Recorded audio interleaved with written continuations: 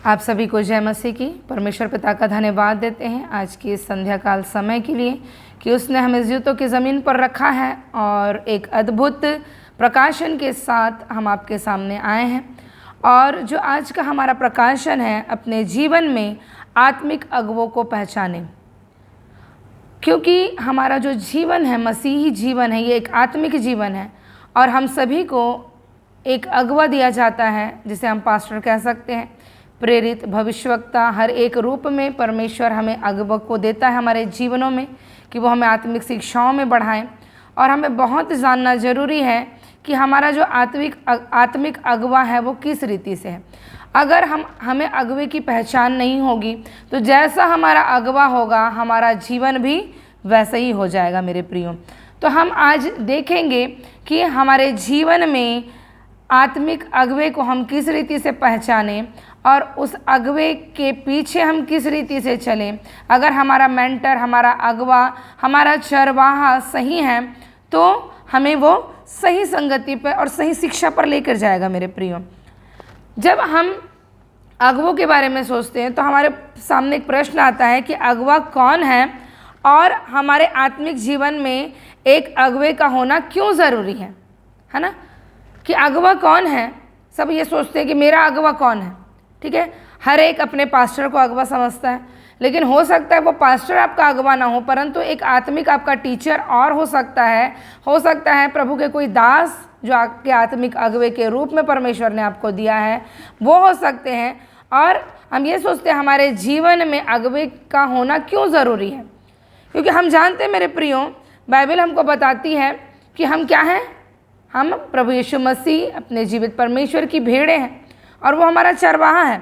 क्योंकि कोई भी व्यक्ति अपने से अगुवा नहीं बनता है ना। अगर हम चाहें कि मैं अगुवा बन जाऊं, अगर आप सुनने वाले भी सोचेंगे कि मैं अगुवा हूं, हो सकता है उनमें से बहुत से अगुवे हों भी, परंतु जो अगुवाई का काम जो सौंपा जाता है वो परमेश्वर की ओर से पर्टिकुलर एक पर्सन को सौंपा जाता है कि वो हमारी क्या कर सके, अगुवाई कर सके।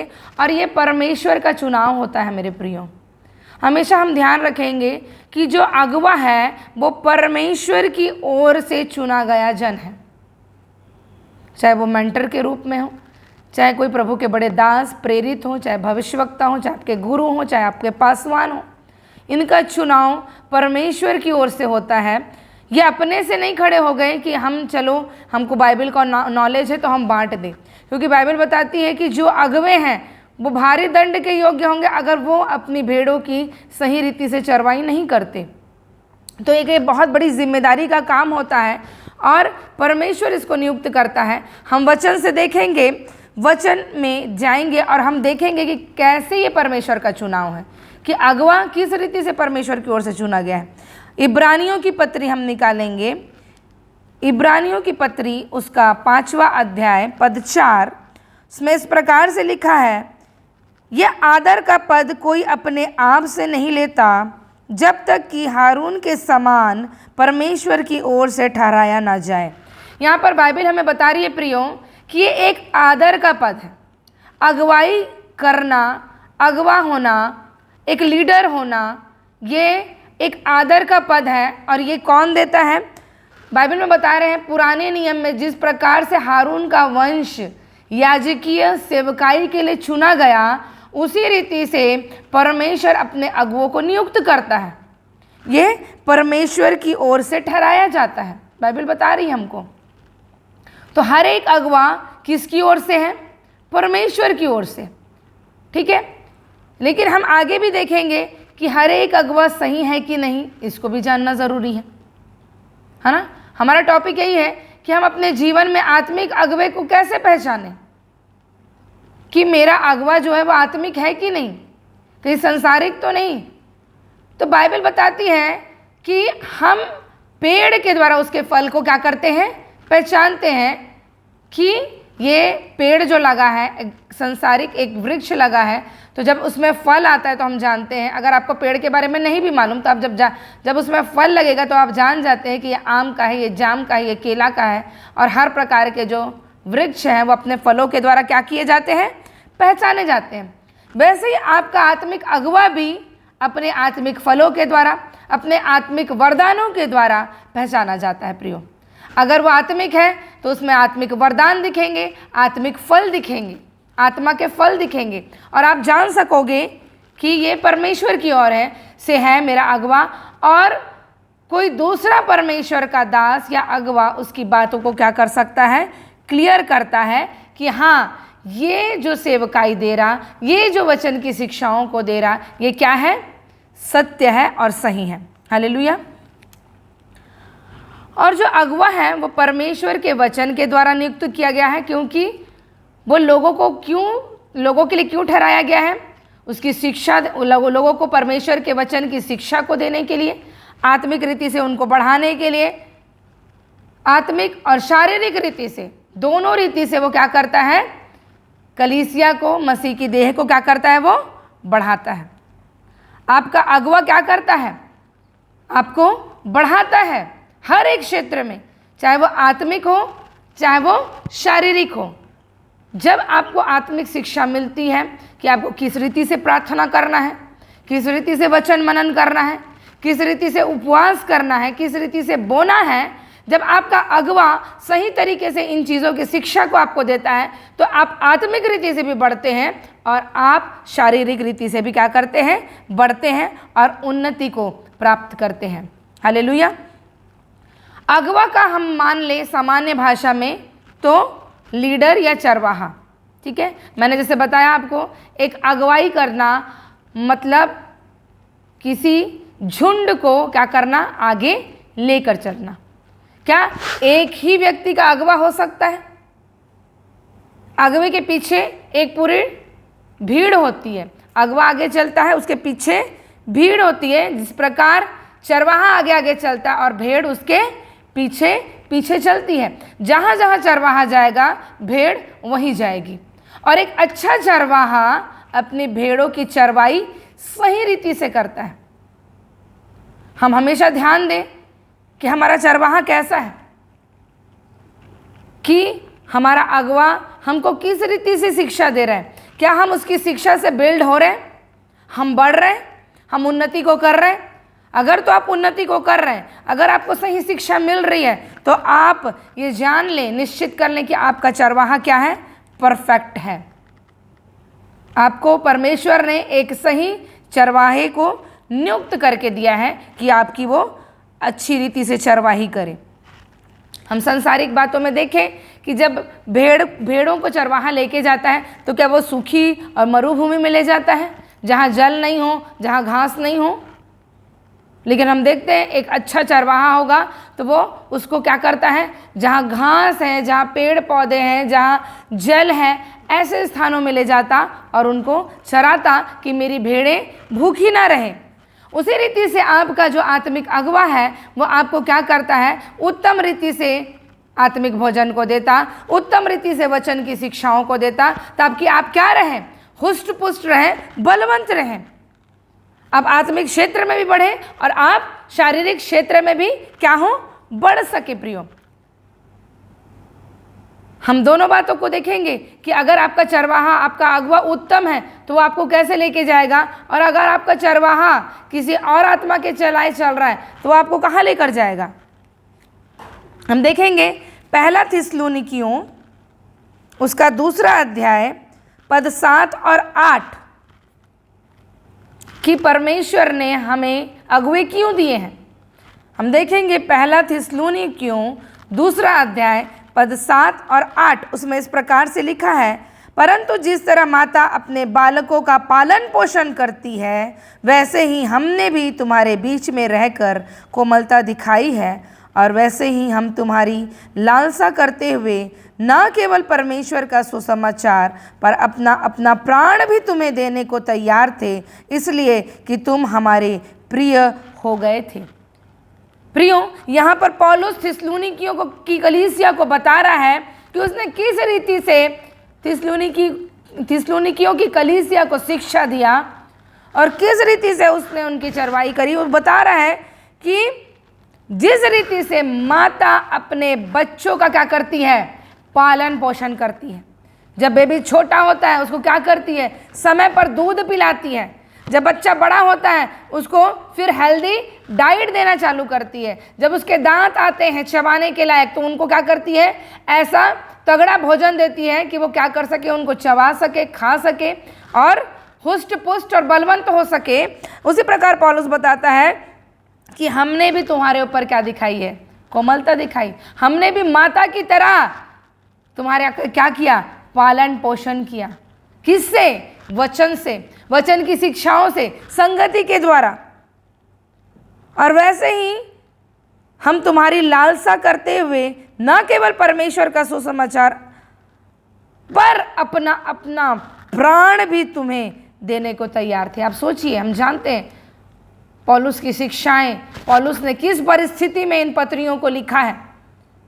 वो जेल में रहकर कलीसियाओं को क्या कर रहा था, शिक्षाओं को दे रहा था। जब बाहर आता था तो जाता था विजिट करने के लिए।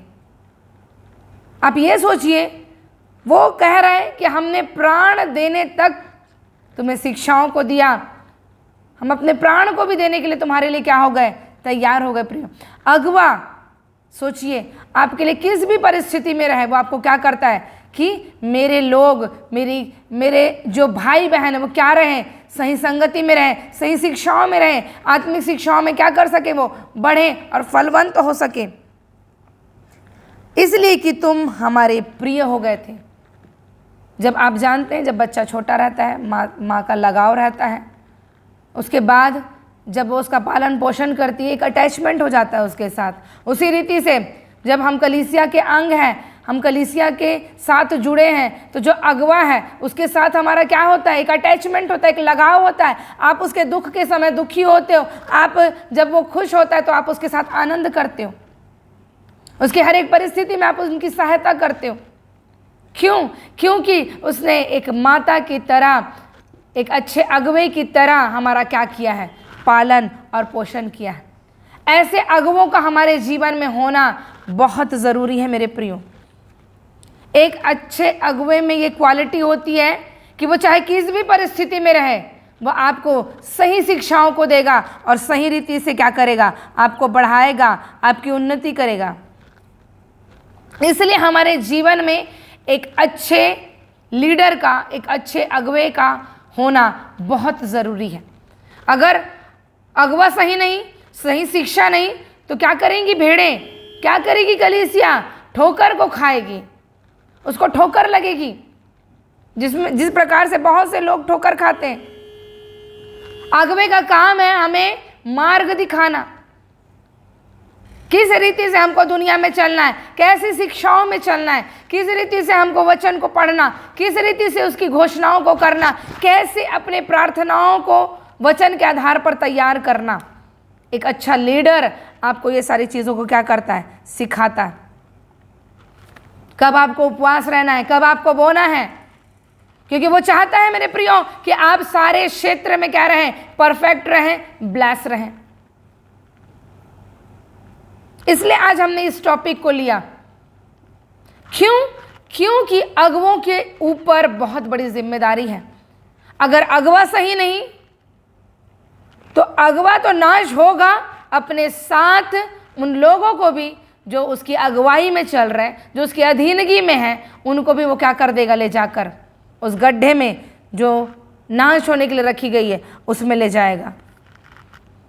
इसलिए हमें अपने अगुवों को चुनने से भी पहले इन सारी चीज़ों को ध्यान देना बहुत ज़रूरी है प्रियो, कि हमारा अगवा सही है कि नहीं। आप हमेशा परखें कि वो ऑन स्टेज और बैक स्टेज किस रीति से है, क्या उसका जीवन उसी रीति से है, क्या वो सही है। कहीं यहाँ पर आपके लिए स्टेज में जब वचन दे रहा, सारी बातों को बता रहा है तो सही है, और घर में कुछ और, तो क्या होगा। जब ऐसे अगवे के अधीनगी में आप रहोगे तो बहुत सारी चीज़ें आपके अगवे के जीवन से आपके जीवन में ट्रांसफ़र होगी। जब जब वो आपके सर पर हाथ रखेगा या रखेंगी, उनकी लाइफ की जो भी ऑन स्टेज सब अच्छे दिखते हैं, लेकिन बैक स्टेज किसका जीवन कैसा है आप नहीं जानते। वो आपके ऊपर हाथ रखेंगे, उनकी स्पिरिट आपके जीवन में ट्रांसफ़र होगी और वैसे ही वो कामों को करेंगी। हो सकता है उनमें झूठ की आत्मा हो, आपके में वो काम करेगा। व्यभिचार की हो, वो काम करेगा। हो सकता है नशे की हो, वो काम करेगा। हो सकता है लालच की हो, वो काम करेगा। इसलिए अपने अगुओं का चुनाव हमें बहुत सोच समझ के करना है। जो बहुत सारे लोगों को देखते हैं, सुनते हैं, वो ठोकर खाते हैं मेरे प्रियो। हमेशा आप ध्यान रखेंगे, उनके जीवन में बहुत सारे क्वेश्चंस रहते हैं। अरे इस पास्टर ने तो ऐसा प्रचार किया था, ये तो ऐसा बोल रहा है, वो तो ऐसा बोल रहा है। आपको क्या मालूम कौन सा दास किस आत्मा की अगुवाई में प्रचार कर रहा है? क्योंकि आपने कभी परखा नहीं। बाइबल बताती है कि आत्माओं को परखो। आपने कभी जानना नहीं चाहा कि मेरा अगवा वो किस स्पिरिट के इन्फ्लुएंस में वचन बांट रहा है, उसके होठों से जो शब्द निकल रहा है सचमुच में कि वो सही रीति से दे रहा है कि नहीं, प्रार्थना करके अगुवाई कर रहा है कि नहीं, कि सिर्फ कलीसिया को अच्छा लगे, आहा हा बहुत सुंदर वचन, मेरे प्रभु के दास ने तो बहुत उत्तम वचन दिया, और घर में जाके उनके देखें तो वही लड़ाई झगड़ा क्लेश व्यभिचार और गंदगी है। हो सकता है वो दूसरे के बच्चों को सिखा रहे हैं अच्छी बातों को कि बेटा ये चीज़ सही है, ये गलत है, और उनके बच्चे खुद पाप में पड़े हैं। बाइबल बताती है ऐसा अगवा कोई मतलब का नहीं है। कई ऐसे अगुवे भी हैं जो उचित शिक्षा को नहीं देते, गलत शिक्षाओं को देते हैं। हम देखेंगे इसके लिए, जिसके कारण कलीसिया उन्नति भी नहीं कर पाती है। इसके लिए हम देखेंगे पहला तीमुथियुस उसका 4 अध्याय पद 1, और उसको देखने से पहले हम देखेंगे 3 अध्याय में लिखा है कि जो अगुवे हैं उनको कैसा होना चाहिए। बाइबल बता रही है 3 अध्याय में, ये बात सत्य है कि जो अध्यक्ष होना चाहता है वह भले काम की इच्छा करता है। वो यह अवश्य है कि अध्यक्ष निर्दोष और एक ही पत्नी का पति, संयमी, सुशील, सभ्य, अतिथि सत्कार करने वाला और सिखाने में निपुण हो, पियक्कड़ या मारपीट करने वाला ना हो, वरन कोमल हो और न झगड़ालू और न धन का लोभी हो, अपने घर का अच्छा प्रबंध करता हो और अपने बाल बच्चों को सारी गंभीरता से अधीन रखता हो। जब कोई अपने घर का ही प्रबंध करना ना जानता हो तो परमेश्वर की कलीसिया की रखवाली कैसे करेगा? अब आप सोचिए, बाइबल बता रही है कि जब वो कलीसिया का अगुवा है, अगर वो घर में ही ठीक रीति से मैनेजमेंट को नहीं कर रहा, वो कलीसिया को कैसे चलाएगा? बाइबल बता रही है मेरे प्रियो कि एक अगुवा को कैसा होना चाहिए। वहां पर पूरी क्वालिटी लिखा है। सबसे पहले निर्दोष, उसमें कोई दोष ना हो, एक ही पत्नी का पति, है ना, यहाँ लोग छोड़ के जान रहे हैं आप सारी बातों को। संयमी, सुशील, सभ्य, अतिथि सत्कार करने वाला। कोई गेस्ट आ रहा है तो अगुवा का भी ये जिम्मेदारी है कि वो कितना रिस्पेक्ट देता है अपने घर में जो आ रहे हैं गेस्ट उनका। सिखाने में निपुण, उसके अंदर ये क्वालिटी होनी चाहिए कि वो चाहे अपनी कलीसिया को, अपने लोगों को हर एक उत्तम बातों को सिखाए कि कैसे वचन को पढ़ना है, कैसे प्रार्थनाओं को करना है, कैसे आपको बीजों को बोना है, कैसे उपवास को करना है, कैसी चाल चलना, किन बातों में नहीं बढ़ना, किन बातों में आपको बढ़ना है। सिखाने में निपुण होना चाहिए। परफेक्ट टीचर, परफेक्ट टीचिंग देने वाला, पियक्कड़ या मारपीट करने वाला ना हो। मैंने आपको बताया, हो सकता है प्रचार कर रहा, अच्छा प्रचार कर रहा, लेकिन नशे की आत्मा, क्रोध विरोध की आत्मा, कोमल होना चाहिए उसको, सॉफ्ट नेचर का। ये नहीं कि बार बार बात बात पे क्या हो जाए, उग्र हो जाए, क्रोध करने लगे। झगड़ालू नहीं होना चाहिए और धन का लोभी नहीं कि किसी लालच से वो प्रचार करे कि भैया दोगे तो आपको आशीष मिलेगी। नहीं नहीं नहीं नहीं, बाइबल बताती है उसने आपको आशीष के वारिस होने के लिए बुलाया है।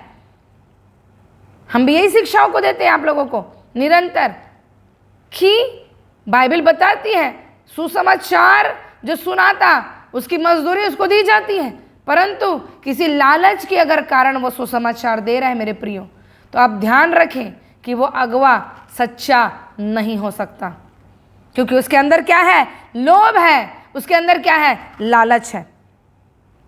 अपने घर का अच्छा प्रबंध करना जानता हो, अपने बाल बच्चों को सारी शिक्षा और अधीनगी में चलाने वाला, ये नहीं क्या उनके बच्चे घूम रहे हैं, कुछ भी कर रहे हैं, गंभीर नहीं है, अपने पिता को ही रिस्पेक्ट नहीं कर रहे, वो कलीसिया में दूसरे बच्चों को क्या सिखाएगा?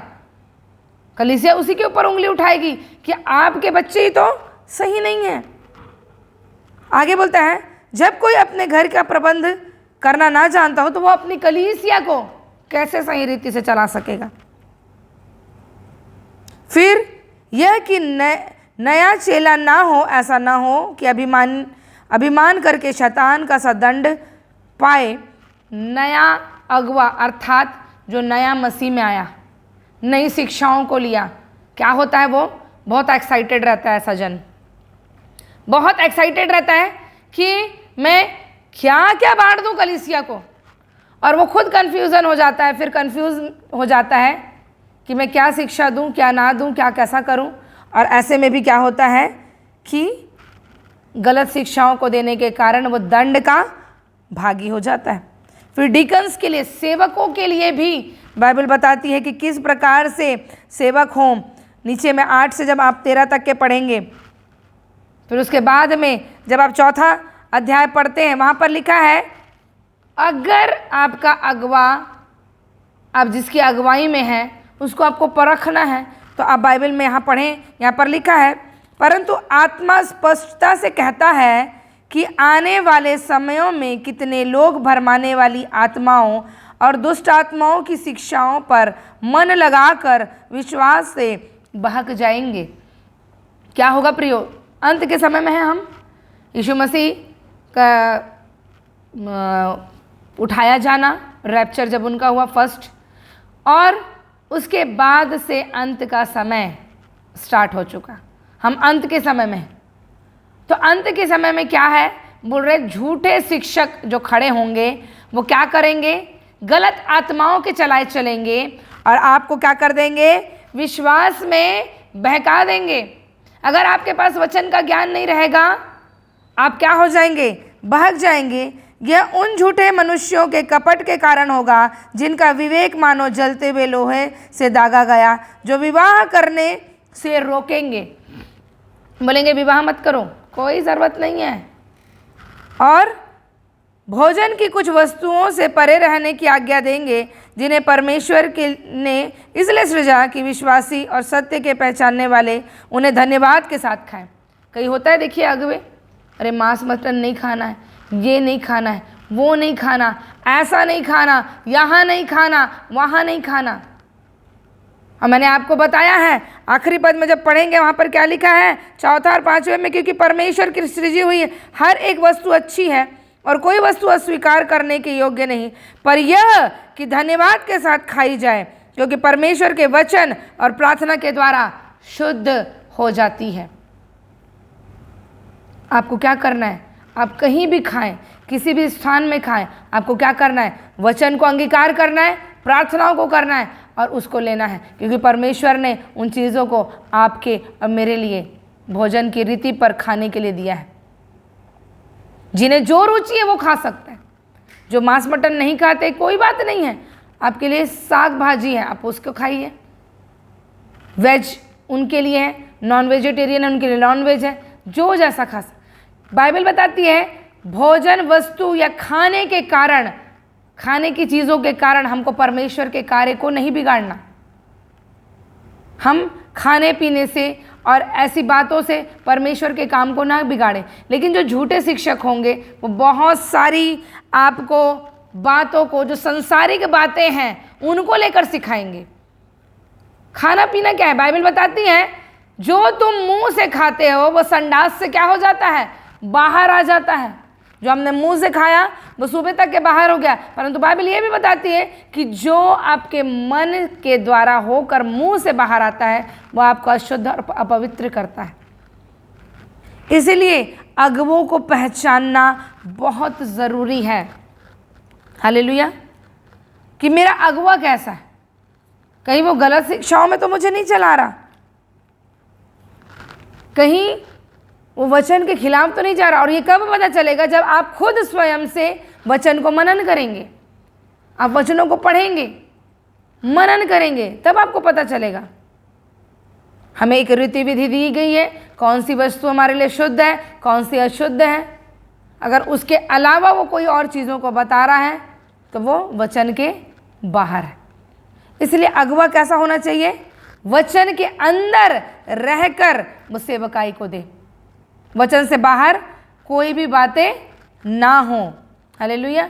वचन के बाहर की अगर बातें हो रही है तो वह अगुवा गलत है और वो आपको गलत शिक्षाओं की ओर ले जा रहा है। और अगर आपका अगुवा उत्तम है, जैसे हम प्रभु के बड़े बड़े दासों को जो परमेश्वर ने रखा है, जब वो शिक्षाओं को देते हैं, बहुत सारी शिक्षाएं मैच करने के लिए, जैसे हमने कोई शिक्षाओं को दिया तो प्रभु के बड़े बड़े दास उन शिक्षाओं को क्या करते हैं? क्लियर करते हैं, आपको ये बता के कि हम परफेक्ट हैं, हम सही आत्मा के चलाए क्या कर रहे हैं? चल रहे हैं मेरे प्रियो। और जब आपको ऐसा परफेक्ट अगुवा मिलता है तो बाइबल बताती है आपको उसके अनुसार से कैसे रहना है। उसी इब्रानियों की पुस्तक को खोलेंगे हम फिर से,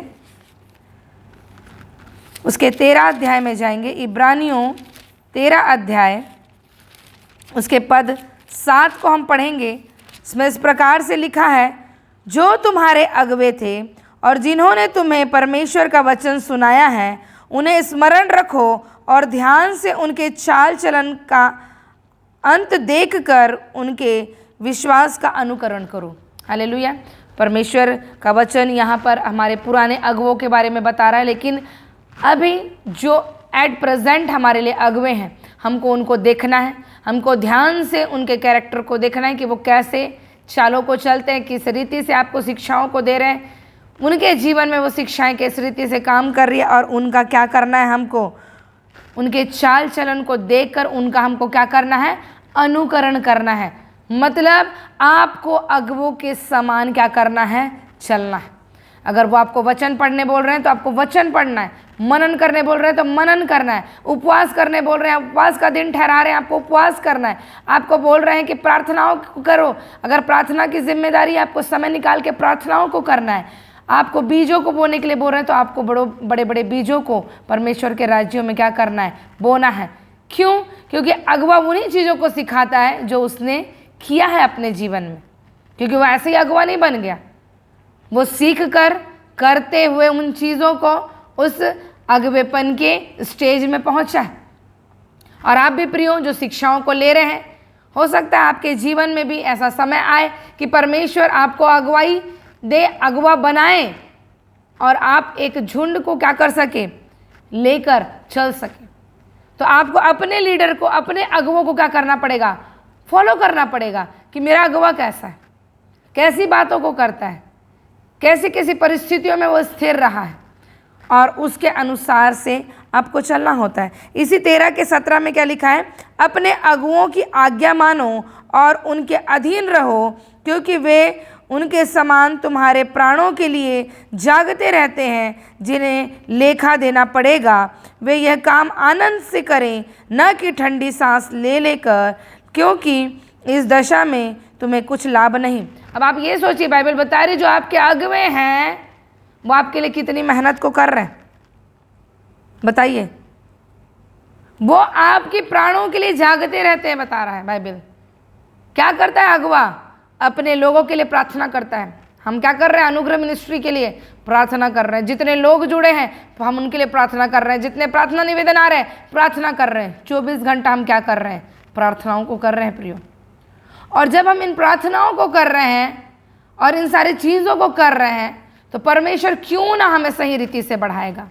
इसलिए परमेश्वर क्या करता है? जब आप इन सारी चीज़ों को करते हैं, आप आज्ञाकारिता वाला जीवन जीते हैं, आप अपने अगुओं की आज्ञाओं को मानते हैं। जब वो आपको प्रार्थना करने बोल रहे हैं आप प्रार्थना कर रहे हैं, जब वो बोने बोल रहे हैं आप बो रहे हैं, जब आपको उपवास रखने बोल रहे हैं आप उपवास कर रहे हैं, जब वो बोल रहे हैं कि इतने अध्यायों को पढ़ो, वचन को मनन करो, आप कर रहे हैं। आपको क्या करते जा रहा है? परमेश्वर अपने आपके अगुओं के द्वारा आपको क्या कर रहा है? वो परफेक्ट कर रहा है। हालेलुया। और जब आप इन चीज़ों को करते हैं, परमेश्वर बोलता है कि आपको ये ठंडी सांस भर के आराम से नहीं करना है, नहीं तो उसका हमको कोई लाभ नहीं मिलेगा। हमको क्या करना है? हमको हमेशा गरम रहना है। बाइबल क्या बोलती है उस कलीसिया को कि ना तू गरम है और ना ठंडा, क्योंकि तू गुनगुना है इसलिए मैं तुझे क्या हूँ? मुंह से उगलने पर हूँ। तो मेरे प्रियो, हमको गुनगुना नहीं रहना है। या तो ठंडे हो जाओ यानी कि बिल्कुल हट जाओ, या तो सरगरम रहो। गरम चीज़ जब आप पीते हो, आप चाय गरम रहती है तब आपको पसंद आती है। अगर ठंडा चाय आपके सामने कोई सर्व कर दे तो आप क्या पिएंगे? नहीं। या कोल्ड ड्रिंक में गरम ला के रख दूँ आपके सामने तो आप पिएंगे? क्या बोलेंगे? अरे ये तो ठंडा होना चाहिए और चाय गरम होनी चाहिए। इसलिए बाइबल बताती है या तो ठंडे हो जाओ, प्रभु से पीछे हट जाओ, या तो क्या रहो? गरम रहो, ताकि परमेश्वर आपको क्या कर सके? इस्तेमाल कर सके। हालेलुया। अपने अगुओं की आज्ञा माननी है, उनकी अधीनगी में रहना है। आपको अगुए से बढ़ने की कोशिश नहीं करना है। कभी कभी लोग क्या सोचते हैं? अरे यार क्या प्रचार कर रहा है, इससे अच्छा तो मैं कर लेती या कर लेता। आप क्या कर रहे हैं वहां पर? आप वचन को तोड़ रहे हैं, आप अनाज्ञाकारिता दिखा रहे हैं, आप अधीनगी से बाहर जा रहे हैं। और यही चीज किया था किसने? डेविल ने, लूसीफर ने यही चीज किया था। अरे मैं क्या हूं? मैं तो सर्वश्रेष्ठ हूं, मेरे अंदर पूरे साज है, मैं उसके सामने हमेशा उपस्थित होता हूं, मेरे बिना तो उसका, परमेश्वर का कोई कार्य नहीं होता। तो क्या मैं खुद उसके बराबर नहीं? अगुओं की बराबरी कभी ना करें। हो सकता है एक दिन आप अगुए बन जाएं, लेकिन फिर भी आपके अगुए का ओहदा आपसे ऊपर ही रहेगा। हम अपोस्टल जी को सुनते हैं, भले वो उम्र में हमसे छोटे हैं, लेकिन हम उनको क्या करते हैं? अपने स्पिरिचुअल फादर के रूप में मानकर उनकी आज्ञाओं को मानते हैं। उन्होंने कहा फास्टिंग रखना है 25 दिन, रखा। बढ़ा लो 10 दिन, बोले आगे बढ़ जाएगा वो। जब बोलते हैं भवन में आइए, समय निकाल कर जाते हैं। क्यों? क्योंकि हम उनके साथ जुड़े हैं, हम आज्ञाकारिता में। अगर हम आज्ञा को नहीं मानेंगे तो वो अभिषेक जो उसके दास के ऊपर है, वो उस अगुवे के ऊपर है, वो कभी भी उन लोगों पर जो उनको फॉलो कर रहे हैं कभी भी काम नहीं करेगा। अगुवाई आपके अंदर, आपके ऊपर, अपने अगुवे की आशीष आपके ऊपर तभी काम करेगी जब आज्ञाकारिता में है, आप उसके अधीनगी में है मेरे प्रियो। हालेलुया।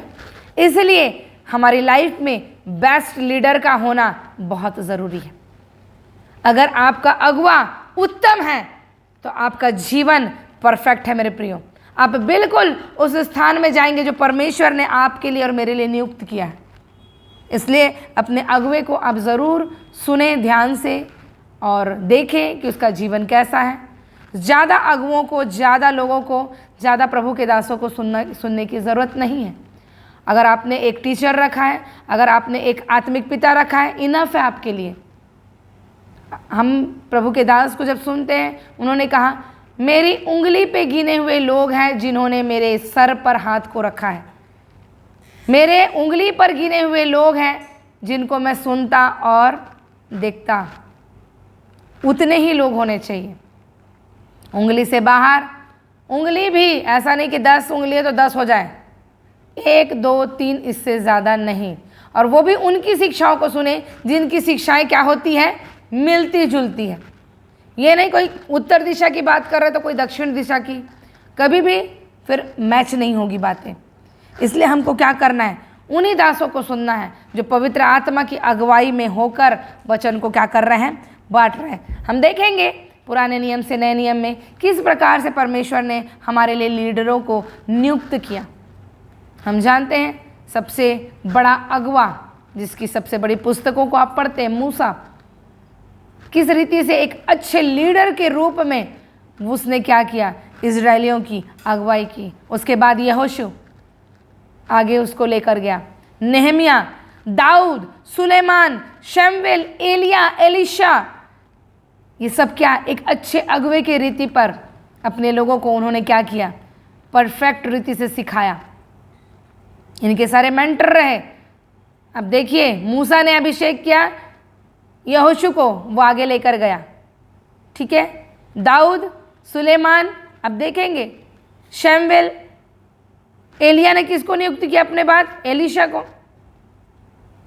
तो आप अगर अच्छे अगुवे के नीचे रहेंगे तो आपके भी जीवन में एक अगुवापन आएगा, परमेश्वर आपको भी खड़ा करेगा और आपसे भी उस अगुवाई को लेगा। नए नियम में सबसे बड़ा लीडर हमारा प्रभु यीशु मसीह, जो हमारा सारा कुछ है, महायाजक, याजक, प्रेरित, भविष्यवक्ता, सब कुछ।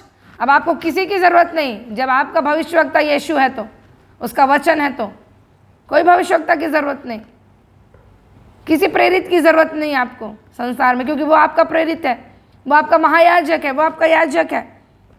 और उसके बाद उसने अपने प्रेरितों को नियुक्त किया एक लीडर के रूप में, जिनके बुक्स आप पढ़ रहे हैं, जिनमें उन्होंने लिखा है कि उन्होंने किस रीति से कलीसिया की अगुवाई करी और किस रीति से कलीसिया को उन्होंने क्या किया, स्थिर किया। अगर सही अगुवा है तो उसकी कलीसिया भी क्या रहेगी, स्थिर रहेगी, बढ़ेगी, फलवंत होगी। कभी भी लोग भागेंगे नहीं उससे, कभी नहीं हटेंगे, अगर आपका अगुवा परफेक्ट है तो। परमेश्वर का धन्यवाद देते हैं कि हमारे जीवन में भी परमेश्वर ने ऐसे समयों को रखा है कि आज अच्छे एक लीडर का होना बहुत ज़रूरी है। और एक अच्छा अगुवा जब आपके जीवन में आता है, आप ध्यान रखें कि ज़रूर वो आपको आत्मिक रीति से और शारीरिक रीति से बढ़ाने के लिए वो मेहनत को करेगा। जो हमारी मंडे और फ्राइडे की जो टीचिंग हो रही है, क्यों हो रही है, ये आप लोगों को बढ़ाने के लिए, क्योंकि परमेश्वर ने एक अगुवे के रूप में हमें नियुक्त किया है और हमारी जिम्मेदारी है कि आप क्या हों, बढ़ें। हालेलुया। हम परमेश्वर का धन्यवाद देते हैं। अपने अगुवे के अधीन रहें, अपने अगुवे के आज्ञाकारी बनकर रहें, ताकि परमेश्वर आपकी इन बातों को देखे। निरंतर प्रार्थना, वचन, उपवास, बोने में बने रहें, ताकि परमेश्वर आपको हर एक क्षेत्र में बढ़ाए।